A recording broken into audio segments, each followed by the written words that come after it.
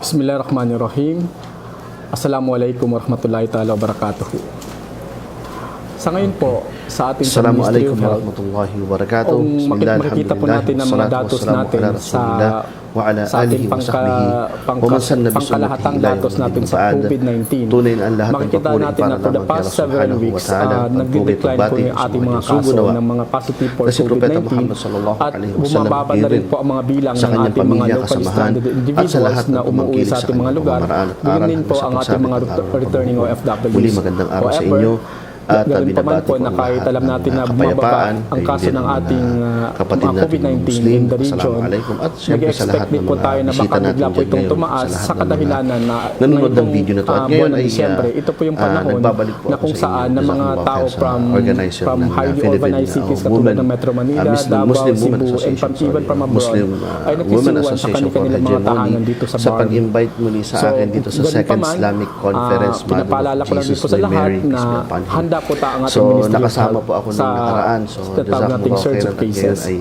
So, kapiling na naman po po kayo. natin Kaso ngayon, medyo iba. sa ating mga kababayang Bangsamoro na kahit alam po natin na bumababa ang kaso ng COVID-19 dito sa ating rehiyon, ay hinihiling pa rin po natin sa ating ang hinihiling pa rin po natin yung ating pagtalima sa mga ng Muslim dito at paano talaga ng pamantayan po ng DOH at ng Ministry of Health yung ating mga bida solusyon katulad ng bawal ang walang mask, lagi ang sanitize ang kamay, umiwas sa mga mataong lugar, dumistansya ng isang metro at mag-alam sa mga totoong impormasyon po lamang. Yung mga aral. Marami po tayong mga programa sa Ministry of Health. Lahat po ng mga programa na nakikita natin sa National Office po ng DOH, sa Department of Health, ay nandito rin po sa atin sa Ministry of Health. Katulad po ng programa on family planning, programa po natin sa mga kabataan, yung gender and development, yung programa po natin laban sa tuberculosis, yung mga programa po natin sa mga non-communicable diseases katulad ng high blood, ng diabetes, ng mga cancers, at yung mga programa natin on infectious katulad ng schistosomiasis. Meron po tayong mga programa sa ating gagawang mga health facilities. So lahat po yan sila available po dito sa atin sa Ministry of Health. At paakbarani annahu, sinabi sa akin ng Rasul sallallahu alaihi wasallam, adabun ba'athahu Allahu ala man yasha. Ito ay parusa na pinapadala ni Allah subhanahu wa ta'ala na saan man niya naisin o sino man ang kanyang naisin na padala ng parusa. At kadugtong nito, sinabi ng Rasul sallallahu alaihi wasallam, wa anna Allah ja'alahu rahmatan lil mu'minin. So, una, pinapadala ni Allah subhanahu wa ta'ala ang mga adab na tao na to sa kanyang naisin. At ngayon ay pinadala ito sa panahon natin ni Allah subhanahu wa ta'ala. Una, parusa para sa mga tao na sumuway kay Allah subhanahu wa ta'ala sa napakaraming kadahilanan. Una, dahil kalat na ang fahisha sa paligid natin. Nung una, ang mga kasalanang nagagawa ng tao ay pakikiapid, pagkakaroon ng sexual relationship sa kanyang hindi asawa. Ito mga uri ng mga ganitong mga kalaswaan. Ba't ngayon palala na ng palala, hindi na siya nagiging kasalanan. Una, itong fawahish na to hindi na kasalanan. Tapos merong bagong norm na tinanggap na rin ng tao. No, alin ito? Etong pag-aasawa ng same sex, ang giging natural na tanggap ng society. Ang dami pa corruption sa paligid natin pagdating sa mga tao, pandaraya sa negosyo, pandaraya sa maraming bagay, tapos yung mga drugs, pag-inom ng alak, napakaraming mga kasalanan na ngayon ay isang bagay na normal na. So sinabi pa rin ni Allah subhanahu o sinabi pa rin ng Propeta Muhammad sallallahu alaihi wasallam sa kanyang hadith na pagpapatuloy nito, laisa min ahadin yaka'u ta'un fayamkathu fi baladihi sabiran muhtasiban ya'lamu annahu la yusibuhu illa ma kataballahu lahu illa kana lahu mithlu ajr shahid. Ito naman yung patuloy ng hadith na sinabi ng Rasul sallallahu alaihi wasallam. Doon naman sa mga darak na ng mga mu'min, sinabi na natin ito'y isang parusa na pinadala ni Allah subhanahu wa ta'ala para sa kanyang naisin ng mga kaum, ng mga sumusuway sa kanya. At nabanggit natin ang ilan sa mga fahisha na ginagawa ng mga tao, corruption, pagkasira, At bago ko pagpatuloy yung sinabi ng Rasul sallallahu alaihi wasallam, ang pinakamalaking kasalanan na palaki ng palaki ang ginagawa ng tao, of course, ang shirk. Ang patuloy nilang pagtatambal kay Allah subhanahu wa ta'ala mula sa mga nilikha. Sumasamba sila sa mga Diyos-Diyusan, sumasamba sila sa kanilang salapi, sa kanilang sarili, sa kanilang profesyon, sa kanilang galing. Lahat ng ito ay ginagawa ng mga tao ngayon. Even mga Muslim. Kahit na mga Muslim, malaking parte ng lugar ng mga Muslim, mayroong shirk tulad ng mga ginagawang shirk ng mga bansa ng mga nagtatawa pa rin sa kubur, nagdudua sa kanilang mga uliya, at mga bid'ah na ginagawa nila na wala sa sunna ng Rasul sallallahu alaihi wasallam. Ito mga bagay na to, lahat ng ito ay sapat na dahilan para magpadala si Allah subhanahu wa ta'ala ng tao, magpadala ng parusa sa mga Gayunpaman, paano naman ng mga mananampalataya? Ito yung pagbinasa natin ng pagpapatuloy ng hadith. Sinabi ng Rasul sallallahu alaihi wasallam, laysa min ahadin yaqa'u ta'unu fayamkuth fi baladihi sabiran muhtasiban. Sabi niya, sino man ang datnan ng taon sa kanyang lugar at siya ay naging sabir, nagsabar siya, muhtasiban, inasahan niya si Allah subhanahu wa ta'ala, ya'lam annahu la yusibuhu illa ma kataballahu lahu illa kana lahu mithlu ajr shahid. At siya ay nagsabar, siya ay mu'min, siya ay umasa kay Allah subhanahu wa ta'ala, at naapektuhan siya ng pandemic o ng sakit na ito, ay bibigyan siya ni Allah subhanahu wa ta'ala ng reward, ng ajar, ng shahid. No? So, ito naman yung sa mga mananampalataya. Kaya sinabi nung una, dalawang klase itong taon. Dalawang klase itong pandemic. Una, ito'y parusa sa mga taong sumuway kay Allah subhanahu wa ta'ala. Parusa ito. At kita natin ang parusa ngayon ni Allah subhanahu wa ta'ala na milyon ang naapektuhan, 100,000 ang namatay, and still growing. Hindi pa natin alam kung kailan mawawala itong pandemic na to. We are seeing some vaccine right now, pero hindi pa ito promising. Wala pang result na naibibigay sa atin to. It may continue, it may not, no? Depende pa din sa awa ni Allah subhanahu wa ta'ala, pero ito'y clear na parusa ni Allah subhanahu wa ta'ala. Sa sino mang magre-reflect, no? Hindi lang nakatuon dapat tayo sa pag-develop ng vaccine, hindi lang dapat tayo nakatuon sa social distancing o anumang mga protocols, health protocols. Dapat din tuunan din natin ang attention yung relationship natin sa ating tagapaglikha kay Allah subhanahu wa ta'ala.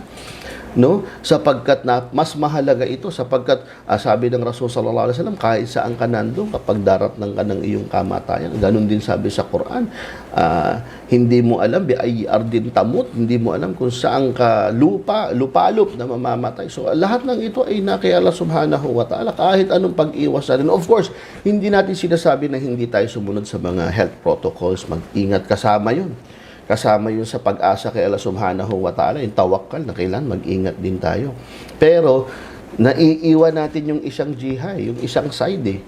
Dapat pansinin din natin yung mga pinayagan natin sa society natin na ginawa nating normal na mga kasalanan kay Allah subhanahu wa ta'ala. Tignan lang natin, number 1 talaga yung tinututulan natin dyan, na talagang isa sa sigurado tayo kung bakit sunod-sunod ang trahedya sa atin, etong pagpapahintulot nila ng isang kasalanan na minsan ng pinuksa ni Allah subhanahu wa ta'ala sa pamamagitan ng pagtiklop ng lupa na ito yung kumulut, no?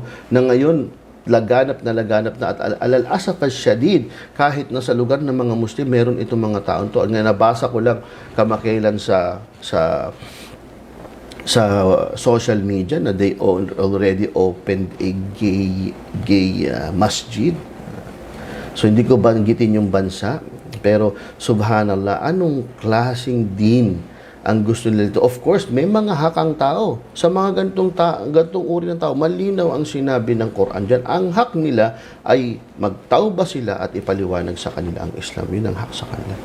Gayunpaman, pinapaliwanag natin na ito'y parusa. Kailangan tayo maging aware dito. Ito naman ay tinatawag na marahma ni Allah sa mga mu'minin, sapagkat kung ikaw ay nanatili dito, nag-ingat ka, nanatili kang Muslim, at tawag dito, nandun yung pagsunod mo kay Allah subhanahu wa ta'ala, nahawa ka pa rin. Sabi ni Propeta Muhammad sallallahu alaihi wasallam ay bibigyan ka ng reward ng shahid. bibigyan ka ng reward ng shahid. So, kapag tayo ay naapektuhan, la samahallah, huwag na tayong payagan ni Allah subhanahu wa ta'ala nawa. No? Pero kung sakali na tayo ay mahawaan, ay mali na hindi tayo susunod sa mga authority natin. Dapat tayong magsabar, dapat tayong umasa kay Allah subhanahu wa ta'ala, at huwag tayong magniyat na manghawa ng iba. Sapagkat pag ganun ang ginawa mo, hindi ka sumunod, hindi ka sumabay sa protocol, kahit na mu'min ka, hindi ka makakuha ng reward ng shahid kasi nawala dun yung utos ng Propeta Muhammad sallallahu alaihi wasallam. Sabi ng Propeta Muhammad sallallahu alaihi wasallam, "Idha sami'tum bihi bi'ardin fala taqaddamu alayhi." Kapag nalaman mo na mayroong epidemya sa isang lugar, huwag ka pumunta ron. Ito naman, wa idha waqa'a bi ardin wa antum biha fala takhruju firaran minhu. At kapag nalaman mo naman na ikaw ay nandun sa lugar na merong tao, na merong pandemic, na merong high risk dun sa lugar na yun, fala takhruju firaran. Huwag kang lalabas ng patakas para makapanghawa. Ito'y pagsuway sa tagubili ng Rasul sallallahu alaihi wasallam. Dapat manatili ka dun sa lugar na yon na kung saan merong pag-asa na ikaw ay magamot, hindi makapanghawa, at kung loobin ni Allah subhanahu wa ta'ala na ikaw ay masawi dito at ikaw ay naging isang mabuting Muslim, insya-Allah ay bibigyan tayo ng shahid ni Allah subhanahu wa ta'ala. Gagawin tayong shahid ni Allah subhanahu wa ta'ala dito. So, napakahalaga na maintindihan ito ng mga Muslim sa panahon natin ngayon. Mag-ingat tayo, sumunod tayo sa mga protocols, sumunod tayo sa mga health guidelines, tulad ng ginagawa natin na online na muhadara na ganito. Ito ay isang uri ng pagsunod sa mga ganitong protocols, at this is ma'ajur twice dun sa ginawa natin noong nakaraan. Una, nagkaroon tayo ng first conference netong Mary Mother of Jesus, which is ginawa natin, maraming attendees, mashallah. Ngayon, ginagawa natin to ngayon with the double the reward. Bakit? Kasi ngayon pandemic at sinusunod natin yung tagabili ng Rasul sallallahu alaihi wasallam na huwag tayong pupunta sa lugar na may pandemic. Pero hindi natin mai-stop yung dawa. It must continue. So, alhamdulillah na ma-maximize natin yung mga ganitong uri ng technology na binigay sa atin ni Allah subhanahu wa ta'ala na magamit natin sa da'wa. So sa pagpapatuloy, may gusto akong banggitin ditong hadith din. Isang hadith na maaari tayong mag-reflect. No? Sabi ni Propeta Muhammad sallallahu alaihi wasallam. Ito yung iqtanam al-khamsan qabla khamsin. So i-add ko to kasi part ito ng pandemic na i-reflect natin. Ano yun? Sabi ng Rasul sallallahu alaihi wasallam, samantalahin mo yung 5 bago pa dumating sa iyo yung 5. Iqtanam khamsan qabla khamsin, sabi ng Rasul sallallahu alaihi wasallam. Ano yon? Una, hayataka qabla mautika. Unang-una, yan ang sinabi ng Rasul sallallahu alaihi wasallam. Samantalahin mo yung buhay natin yun. Samantalahin mo na buhay ka pa bago pa dumating yung kamatayan. Marami sa atin nag-i-start mag-isip, nag-i-start magtauba, magsisi, mag-isip-isip na gawin yung mabuti kapag nasa bingit na ng kamatayan, kapag nahawaan na, kapag wala ng chance makagawa pa siya ng iba. Ngayong buhay tayo, ngayon ay malakas tayo, ngayon tayo dapat lagi nag-iisip ng pagbabalik loob kay Allah subhanahu wa ta'ala. Lagi natin gagawin yan. Lahat tayo nagkakamali. Kullu bani Adam khata'un wa khairu khata'in at-tawwabin. Ang pinakamainam sa nagkakamali ay nagbabalik loob kay Allah subhanahu wa ta'ala. So tayo, sa mga ganitong uri ng ganitong panahon, dapat tayo mag-reflect lagi habang may buhay pa tayo, habang tayo ay biniyayaan ni Allah subhanahu wa ta'ala na hindi mahawa, na maging malusog sa panahon na ito, ay samantalahin natin. Paano? Sabi ng mga ulama, unang-una sa ibada, sa pagsamba. Kung dati tayo tamad magsala, ngayon dapat mag-start na tayong gawin yung obligasyon na sala natin. Gayon din yung pagbibigay ng sadaka. Napakahalaga nito. As-sadaka tutfi'ul khati'a kama yutfi'ul ma'un nar. O kama qala Rasul sallallahu alaihi wasallam, ang sadakaan niya daw ay nagpapatay ng apoy o nagpapatay ng kamalian, tulad ng kung paano pinapatay ng apoy ng tubig ang apoy. So, marami tayong pagkakamali na gagawa daily, dapat nagbibigay tayo ng sadaka. Isa itong part. Ang sunod na sinabi ng Rasul sallallahu alaihi wasallam, sihhataka qabla sakamik. Kamakala Rasul sallallahu alaihi wasallam, pangalawa yung iyong health. Marami sa atin nagsasabi habang kapag may sakit na, sana kung malusog lang ako ganito gagawin ko. Kung malusog lang ako, mag-hajj ako. Kung malusog lang ako, magsasala ako sa masjid kahit malayo, maglalakad ako. Balik lang ni Allah subhanahu wa ta'ala yung lakas ko. Ibalik lang ni Allah yung aking lakas, magdadawa ako. Ibalik lang sa akin ni Allah yung lakas, magsisilbi ako sa Islam. Pero nung habang malakas siya, saan yung ginugugol yung lakas natin? Nung malakas tayo, saan natin to ginugugol? Saan natin inilalaan yung lakas natin? Nung tayo malusog pa, nagsasala ba tayo? Ginagamit ba natin sa Islam yung lakas natin? O nung malakas pa tayo, inabuso natin yung katawan natin? Drugs, alak, yung mga masasamang bagay sa ating katawan, no, hindi natin iniingatan yung katawan natin. Kailan tayo mag-i-start gumawa? Kapag makareflect tayo, pag mahina na, pag nakaratay na tayo sa higaan natin o sa ospital, saka natin sasabihin na sana malakas ako at gusto ko magsala ng jamaa, gusto kong makita yung mga Muslim. Ba't nung malakas tayo? Sinamantala ba natin yung lakas natin? So, reflect ito sa sino mang makikinig at unang-una sa ating sarili. Na habang may lusog pa tayo, habang nandito tayo at nakakadalo sa mga ganitong gawain, let's reflect. Huwag natin gawing entertainment yung pagdalo sa mga ganitong muhadara na papasok dito, lalabas sa kabila.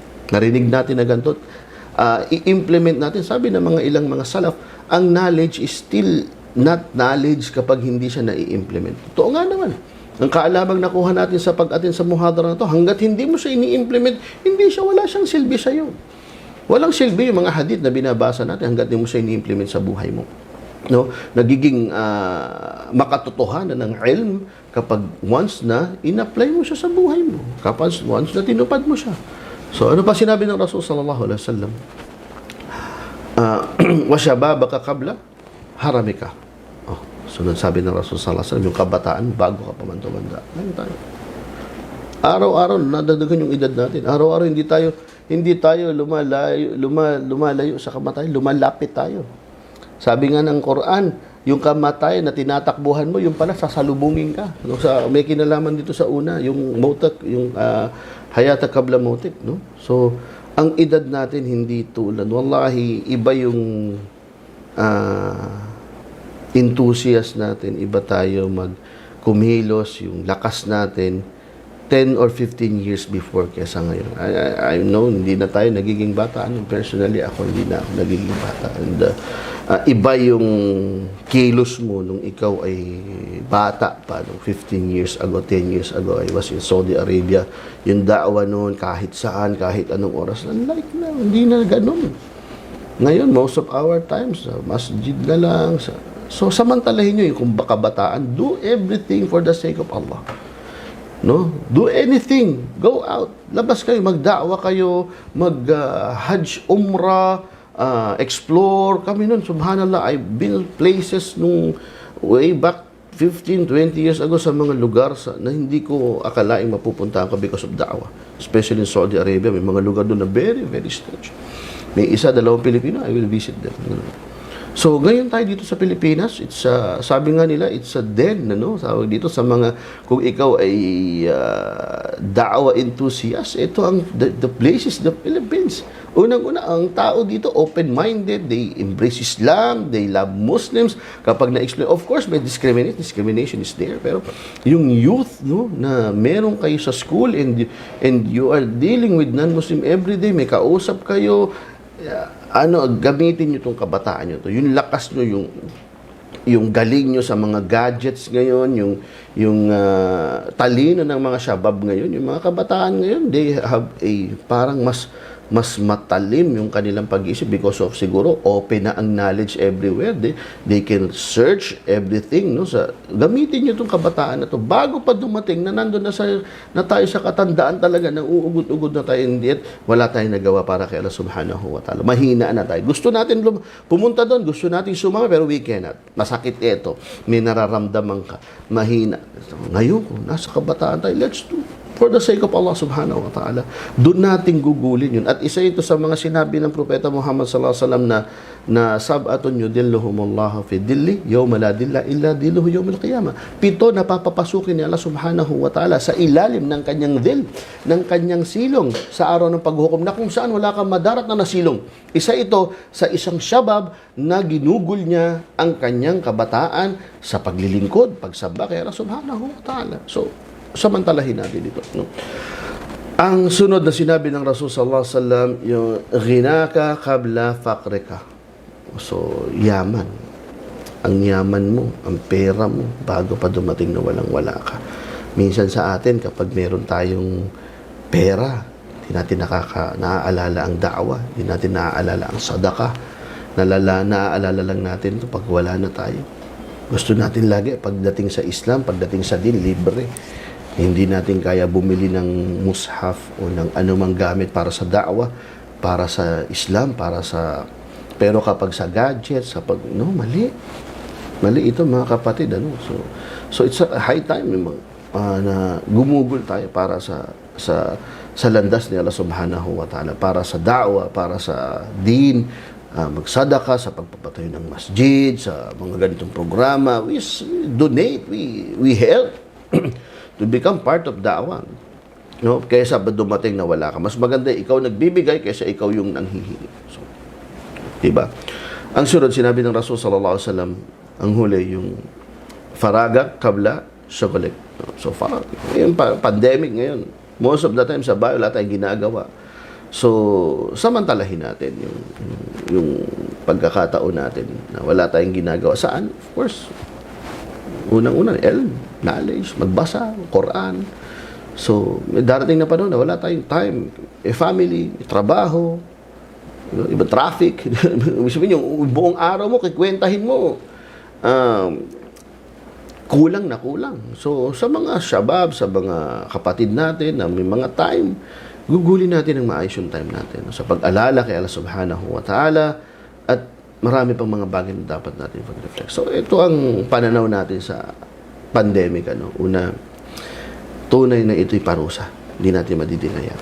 Paparusa ito. Accept it. Tauba tayo. Kung kapart tayo ng mga tingin natin pinadalahan ng parusa na ito. No, at norm ito ngayon na dapat nating hanapan ng lesson. Huwag umalis ito, dumating umalis at wala tayong natutunan. Nawa ay isama tayo ni Allah sa makasurvive dito dahil wala tayong kasiguraduhan. May mga nababasa ako, may napapanood ako na grabe yung pag-iingat and yet they are infected. So, sino tayo para makasure na bukas makalawa hindi tayo infected? This is a pandemic. Hindi ito natural na epidemic. This is more, mas mataas. Diba? Kapitbahay natin, kabilang bahay, lockdown, may mga ilan ang infected, especially in Davao City, palaki ng palaki. So, we don't know. Hindi natin alam kung ano mangyayari sa atin. No? So, might as well magtiwala kay Allah.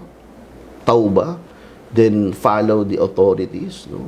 Health protocols, health tawag dito then palusugin natin yung sarili. We discuss the seha, we discuss the health, no? Kabilang ito sa dapat samantalahin. So ito yung mga pananaw na dapat nating pag-reflectan. So I think ito yung mga mahalaga na dapat nating maintindihan ng mga Muslim sa panahon nito. So I hope nakapag-contribute ako.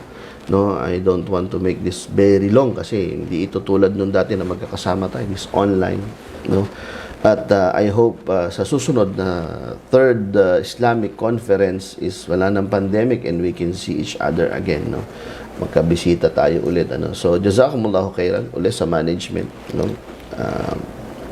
Na management and organizing body na nag-invite sa akin dito. Hindi niyo ako nakalimutan. Although ngayon taon na to parang mas marami ang mga invitees. So hindi niyo ako nakalimutan. Jazakumullahu khairan.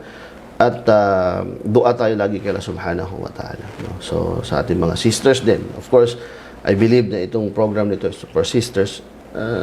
I think we can get lessons from the hadith na banggit natin. So jazakumullahu khairan. Sallallahu ala nabiyina Muhammad wa ala alihi wa sahbihi ajma'in. Wassalamu alaikum.